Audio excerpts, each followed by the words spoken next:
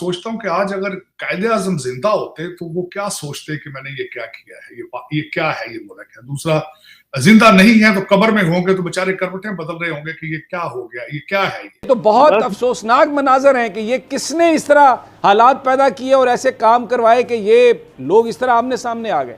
एक भौचाल आ गया जब चेयरमैन पीटीआई इमरान खान को इस्लामाबाद हाई कोर्ट के अहाते से गिरफ्तार कर लिया गया। तो मेरा क्या कसूर है?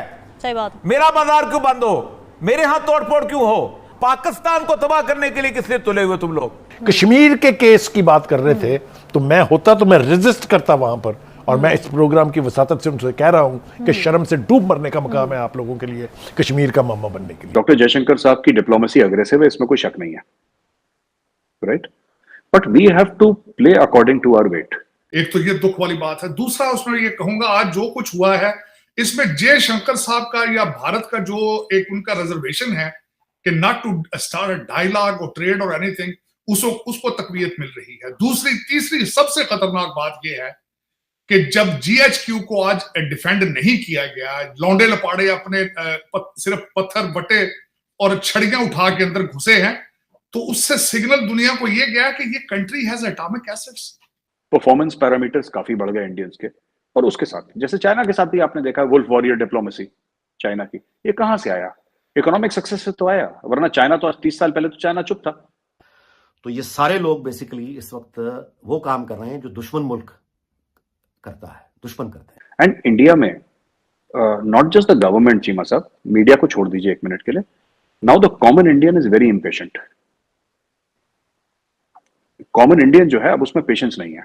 एक जमाने में बहुत पेशेंस था, patience was a virtue in India एक जमाने में ना, कि कोई बात नहीं, सब्र होना चाहिए, सब्र होना चाहिए, सब्र होना चाहिए। अब वो कह रहे हैं सब्र वबर सभी फ्रॉड की चीजें हैं, ये बेकार चीजें हैं। दोस्तों, इमरान की गिरफ्तारी से उपजे हालात ने पाक को पूरी तरीके से अस्थिर कर दिया है। इस समय पाक आर्मी को पीटीआई कार्यकर्ताओं के जबरदस्त विरोध का सामना करना पड़ रहा है। वैसे भी पीटीआई कार्यकर्ता किसी भी कानून को नहीं मान रहे हैं। आइए जानते हैं इस वीडियो में पाक मीडिया की क्या प्रतिक्रिया है। कोई सब्र सुबर नहीं होना चाहिए। We want everything today and we preferably we want it right now. पहली चीज तो ये है, ये एक इंडियंस का एटीट्यूड बन गया है, राइट। रिस्क टेकिंग एबिलिटी ज्यादा हो गई इंडियंस की। ये क्या इसी तरह एटॉमिक एसेट्स पे भी लौंडे लपाड़े लेकर आपके उन्हीं दफातर में घुस जाएंगे, उन लेबोरेटरीज में घुस जाएंगे जहाँ पे आपके एटॉमिक एसेट्स हैं। ये सिग्नल दे रहे हैं। आपने दुनिया को ये तो प्रूव कर दिया है कि we are not non working nation, we are not workable country. अभी आज से 3 दिन पहले चाइना का फॉरेन मिनिस्टर आपकी मिन्नतें करके गया है यहाँ पे कि खुदारा कुछ रहम करो हमारे ऊपर, हमारे साथ इतना जुल्म ना करो। लेकिन यू हैव प्रूवन योरसेल्फ कि you are not worth talking.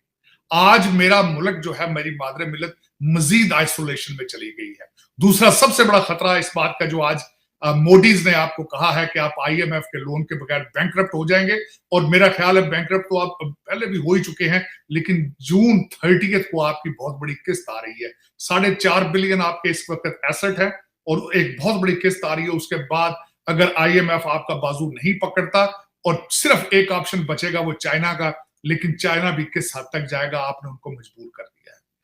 आज मैं समझता हूं, जो अब खान साहब पे बात करते हैं, खान साहब के बारे में बिल्कुल आपने बिल्कुल सही फरमाया। खान साहब ये चाहते थे। आज खान साहब ने एस्टेब्लिशमेंट या इदारों को इतना मजबूर कर दिया था। बार बार जब खान साहब पहले डर्टी हैरी से उतर के मैंने कहा था कि उन्होंने अब ग्लव्स उतार दिए हैं। ग्लव्स उतारने का मकसद उनका यही था क्योंकि एस्टेब्लिशमेंट उनसे बातें नहीं कर रही थी। इमरान खान साहब की बिल्कुल इस वक्त पोजीशन ये है कि एक बिगड़ा हुआ बच्चा। चाइना की आवाज किसी ने नहीं सुनी थी 30 साल पहले, अभी 30 साल से ही तो शुरू हुआ है चाइना, इसको धक्का दे, इसको धक्का। हम तो किसी को धक्का नहीं दे रहे। दूसरी चीज ये है कि अगर वेस्ट ये सोचता है कि पाकिस्तान को भारत के बराबर खड़ा कर देगा, तो मेरा, जैसे आपने दूसरा सवाल पूछा था, तो मेरा सवाल होगा कैसे?